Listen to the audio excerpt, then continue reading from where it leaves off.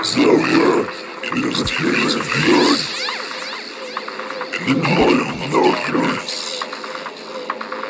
Is the blood, blood, blood, blood, blood, blood, blood, blood, blood, blood, blood,